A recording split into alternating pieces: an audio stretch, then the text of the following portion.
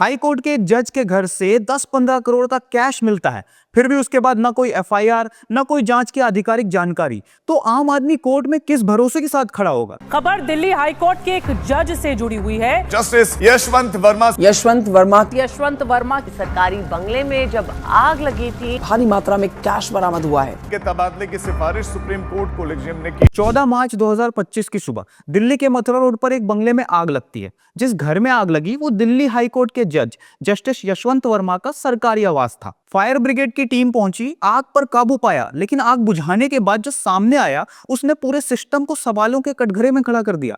Reports के मुताबिक fire कर्मियों को बंगले के अंदर से 10 से 15 करोड़ रुपए तक की नकदी मिली। कुछ नोट जल चुके थे, कुछ बैग्स और अलमीरा में बिल्कुल सुरक्षित रखे हुए थे। तो चलिए बताते हैं आपको पूरी कहानी नो नॉनसेंस के इस एपिसोड में, मुद्दे की बात बिना बकवास। आप सोच रहे होंगे इतनी बड़ी रकम मिलने के बाद क्या हुआ होगा।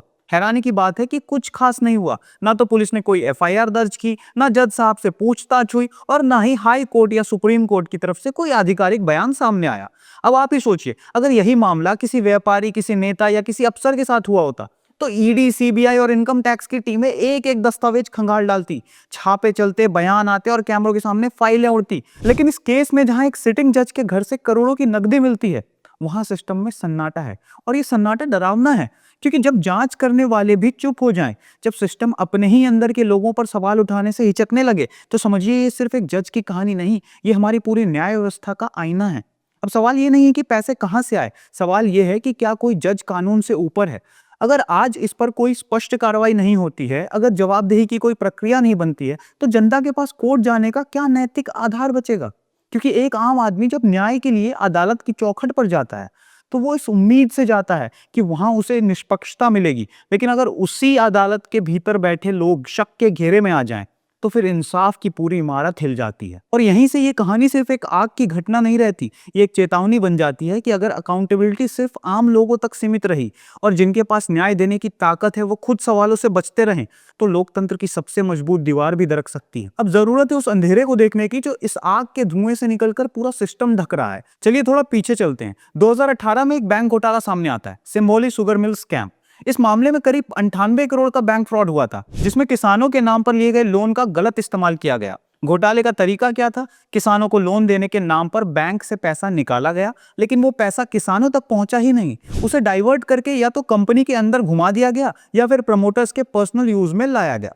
इस पूरे मामले में जो बोर्ड ऑफ डायरेक्टर्स में थे, उनमें से एक का नाम था यशवंत वर्मा। तब वो जज नहीं थे, बल्कि नॉन एग्जीक्यूटिव डायरेक्टर के तौर पर इस कंपनी से जुड़े थे। सीबीआई ने 2018 में जो एफआईआर फाइल की, उसमें उनका नाम भी दर्ज था। फिर क्या हुआ? सीबीआई ने जांच शुरू की। कुछ समय तक जांच चली भी, लेकिन फिर 2024 में जांच बंद कर दी गई।